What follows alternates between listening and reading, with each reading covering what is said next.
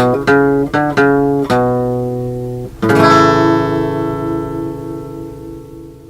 to the newest installment for the entrepreneurial portion of the book publishing project. I'm Christopher Epling, and I'm really excited to be bringing you this information today. Hopefully it's going to be another brick in the wall building towards April 12th for your first book signing. We're finally going to meet the public. Your books are going to be available to you, and this kicks everything off from there. So we're building on that. We're working towards that. That's our goal. We've touched on a few things so far dealing with this project, and I think it's important for us to remember that we're dealing with grades from elementary school all the way up to high school, seniors in high school. That's a huge range. So when I prepare the information to deliver, sometimes it's really hard because that's a large range to have to deliver information, especially information that high schoolers won't be bored to hear. But also elementary students, it's not too far over their head. Some things absolutely has been. And it's our goal that the younger students participating in this project, in this portion in particular, that they have sponsorship, that they have someone either at their school or at home interested in helping develop this for them, okay? Because they're going to need help. Press releases, finding events, things like that. The school, the home setting, both, and the community are all going to have to pull together. If that happens, it's successful, okay? If not, this will be a situation where a student sells what they can at the book signing and pockets the money. So hopefully it all works together. In a perfect world, in a perfect situation, it absolutely would. Today we're going to be first kicking everything off by looking at logos again. Some students have ask questions about logos because they're asking, well, what exactly is it that I need to prepare for this? We've all seen logos. We know what logos look like. I have a couple examples, and hopefully there's not a lot of glare on this. This is the Apple logo. This is the logo that Apple transitioned from since 1976 to modern day, okay? Their logo when starting out, and you could tell if I could zoom in a little bit, it's a little blurry. This is a pen and ink drawing. There's cross-hatching that we talked about, which is little lines that intersect to make shadowing. Tons of that going on. The logo is black and white, so that's a positive if you're printing, because it's cheaper to print black and white than it is color. But there's so much detail in this. So this is Isaac Newton, okay, if you could see it very well, is depicted in the logo. Later on, they decided, you know what? Let's go a little less detailed. We're going to just have this represent our brand, and they continue with that then up until modern day. Logos should represent you. They don't have to be super detailed. That's my point.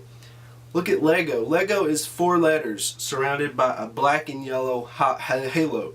Okay, this could be something for you. If you just pick a name for your publishing company, a specific name, some sort of term or a name that represents you. Here's Microsoft, very simple logo. I really hope there's not any glare on this. Hopefully you can see it.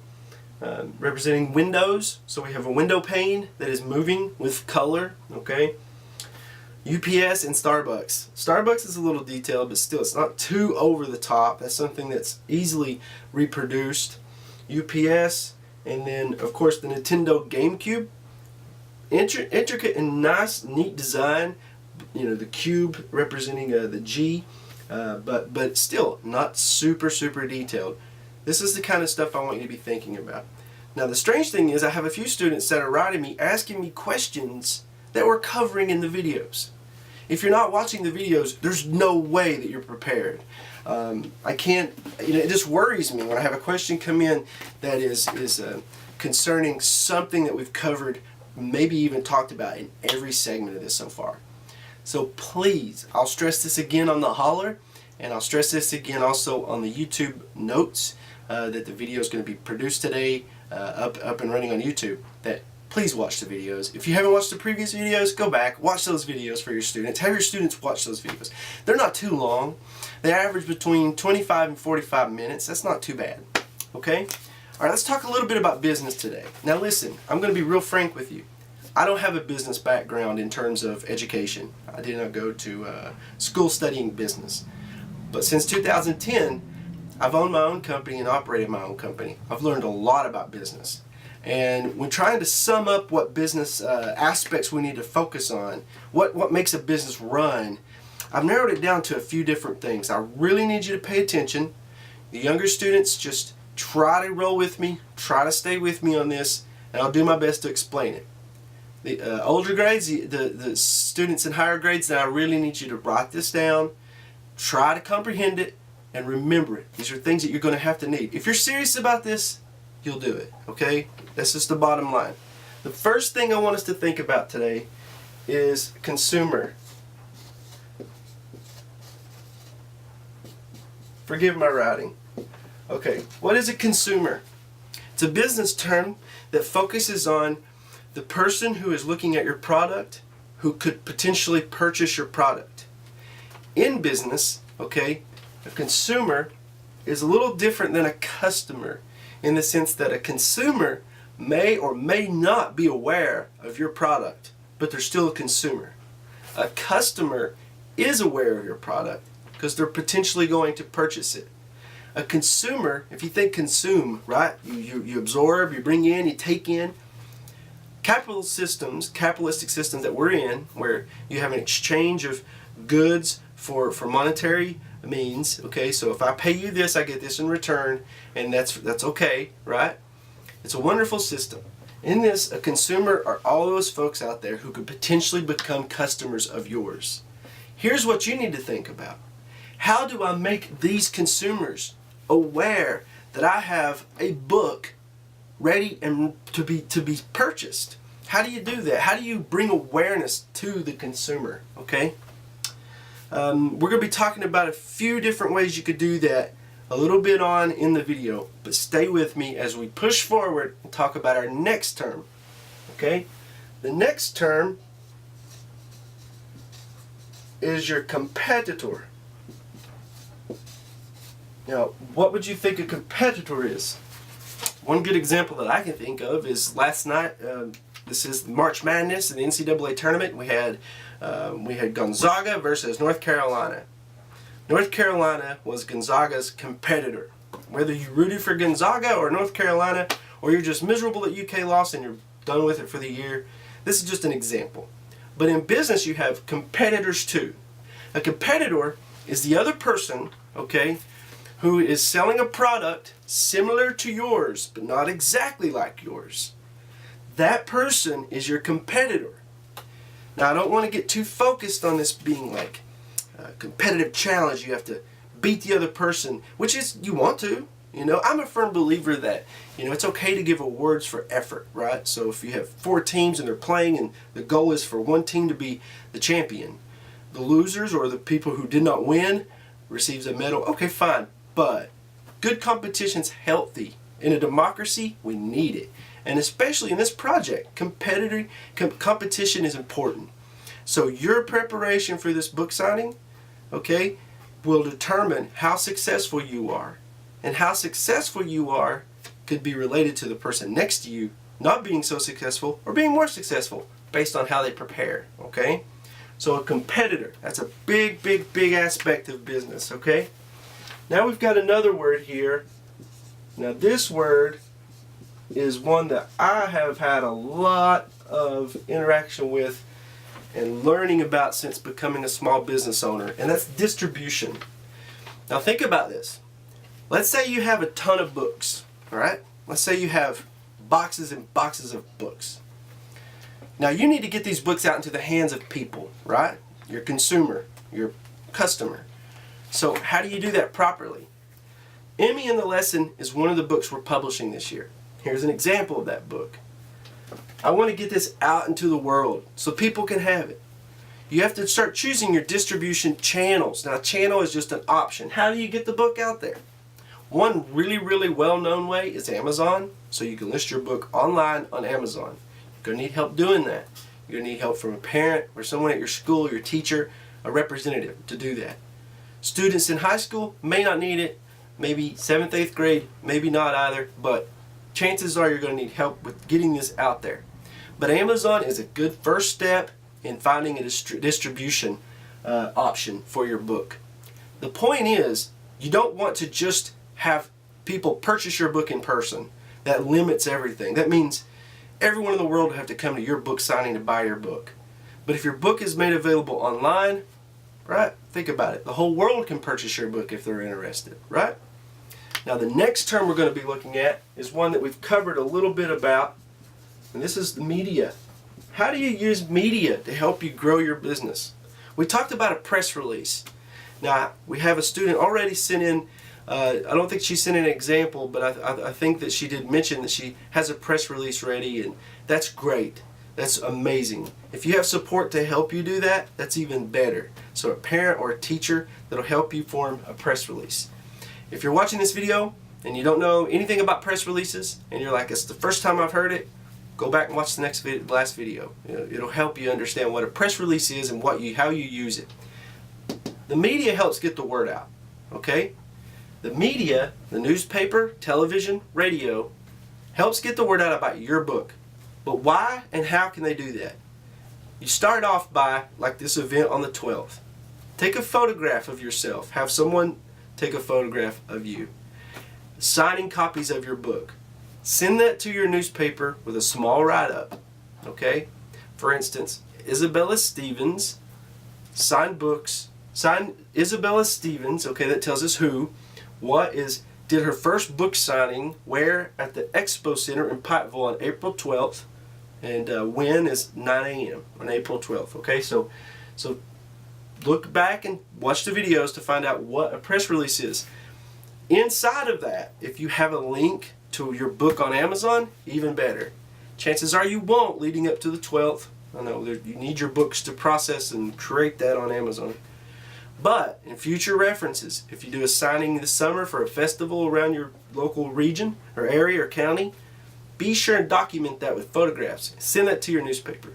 Even before you do the signing, let the newspaper know what you're doing. Put it on the community calendar.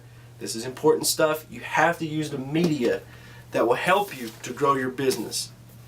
Now another term, we've talked about this already too, but let's go ahead and just make sure that we have it, is financial. This is massive, right? We're dealing with your funds of a new business. Now typically, this is important, okay? Typically, when a new business starts out, the business owner has to go in debt to start their business. That means they have to take money out of their pocket that they've saved to build their business. And then they try to earn that money back and then earn profit, which we talked about in a second video. Go back and watch it if you don't know what we're talking about. So in order for a company to do that though, it costs money. You are at advantage. You have your first products, your first batch of your products. It's not a ton of books, I know, but listen, 25 copies, you sell these. One copy, usually you could buy 2 to 3 more back when you sell it. So then you sell all of these if you can, and go buy more copies, and then set up more signings. That's a cycle. You continue, okay? If you successfully complete that cycle, here's what happened. I had a lot of students say, what kind of book are we getting? You're getting a paper-bound book, a soft-bound book, I should say. Paper-bound sounds cheap. You're getting a soft-bound book. This is an example of a soft-bound book. This is called Rainbows in the Heart, and I illustrated this book for Dr. Glenn Burke for MG Burke Ministries. Okay, paper, soft-bound book, I should say. Here's another soft-bound book. I illustrated this for Kathy Bartley. It's called Feed Sack Rich. Another example of a soft-bound book, Dance of the Fireflies by Mary Powell Wagner. Okay? Soft-bound books. Why do you think we're starting you out? And I've already talked about this, but just in case.